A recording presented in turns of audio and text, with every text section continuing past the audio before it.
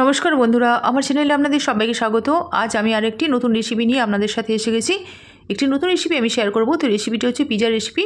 তো তার জন্য প্রথমে আমি ময়দা নিয়ে নিয়েছি 250 গ্রাম, তাতে টক দই দিয়ে দিলাম কিছুটা, তারপর 1 চামচ চিনি দিলাম, একটু লবণ দিলাম, দেওয়ার পর একটু বেকিং সোডা, একটু বেকিং পাউডার দিয়ে দিচ্ছি। দেওয়ার পর ময়দার সাথে সমস্ত উপকরণগুলো খুব ভালো করে মিশিয়ে নিচ্ছি, মানে খুব মেখে নেবো, একটা ডো বানিয়ে নেব। হালকা হালকা করে আমি মেখে নিচ্ছি প্রথমে। তারপর সামান্য একটু জল লাগবে মনে হলো, তাই সামান্য একটু জল দিলাম, দিয়ে একটা ডো বানিয়ে নিলাম।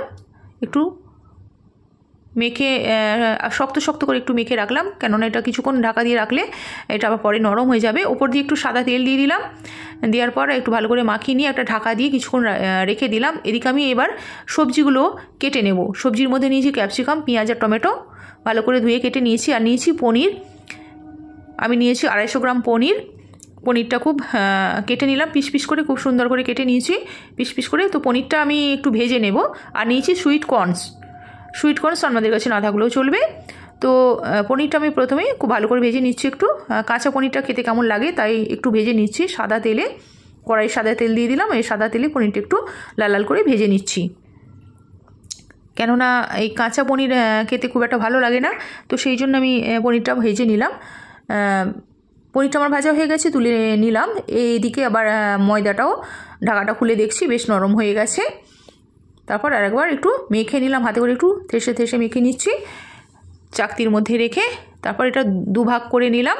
একটা ভাগ নিয়ে আমি একটা পিৎজা বানাবো।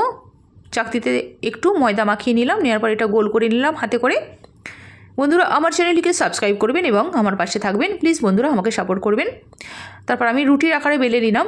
এটা কিন্তু খুব, আমি হাতে তুলে দেখাচ্ছি, খুব মোটাও করিনি আর খুব পাতলাও করিনি, একটু মোটা মোটা সাইজেই রাখতে হবে। তারপর একটা অ্যালুমিনিয়ামের থালায় আমি আগে থাকতেই সাদা তেল বুলিয়ে রেখেছিলাম। অ্যালুমিনিয়ামের থালাতে আমি কিন্তু এই পিৎজাটা বানিয়ে দেখাবো। আমি রুটিটা তুলে নিয়ে থালাতে বেশ ভালো করে হাতে করে চারপাশে ছড়িয়ে ছড়িয়ে বসিয়ে দিলাম। আমি বিনা ওভেনে আমি পিৎজা বানিয়ে দেখাবো গ্যাসের চুলায়। এদিকে টমেটো, পেঁয়াজ আর ক্যাপসিকামটা আমি কেটে রেখেছি, সেটা আমি এবার রুটিটার উপরে আস্তে আস্তে করে পিস পিস করে বসিয়ে দিচ্ছি। একটা একটা করে খুব সুন্দরভাবে সাজিয়ে দিতে হবে।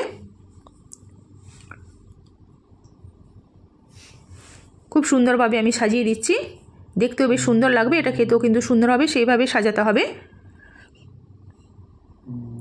এরপর পনিরগুলো আমি ওপর থেকে একটা একটা করে দিয়ে দিচ্ছি।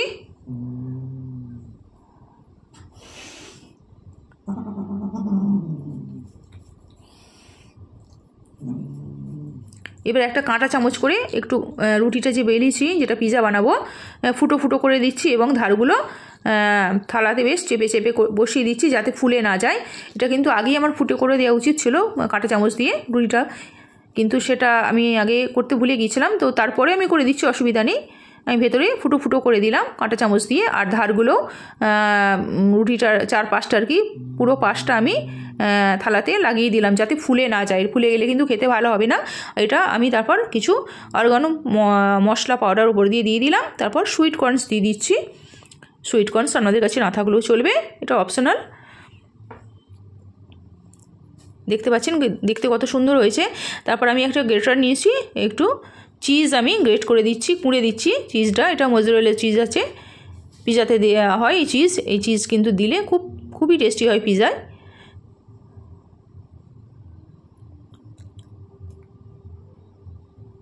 খুব বেশি করে আমি চিজটা দিয়ে দিলাম গ্রেট করে। তারপর এই থালাটা নিয়ে গিয়ে আমি একদম গ্যাসের চুলায় বসাবো। আমি অলরেডি আগে থাকতে কড়াইয়ে নুন দিয়ে আমি বসিয়ে রেখেছিলাম। নুনটা বেশ ভালো করে গরম করে নিয়েছি। কড়াটা ভালো করে গরম করে নেওয়ার পর আমি ওই পিৎজা সমেত থালাটা বসিয়ে দিলাম। তারপর একটা ঢাকা দিয়ে দিলাম। 20 মিনিট আমি লো ফ্লেমে রেখে দিয়েছিলাম, মিডিয়াম টু লো ফ্লেমে কিন্তু এটা রেখে দিয়েছিলাম, হাই ফ্লেমে করা যাবে না। আমি 20 মিনিট পর খুলছি, একদম রেডি হয়ে গেছে আমার পিৎজা। দেখতে পাচ্ছেন চিজটা কীভাবে গলে গেছে, দেখতেও খুব সুন্দর হয়েছে। তারপর আমি তুলে নিলাম উনুন থেকে।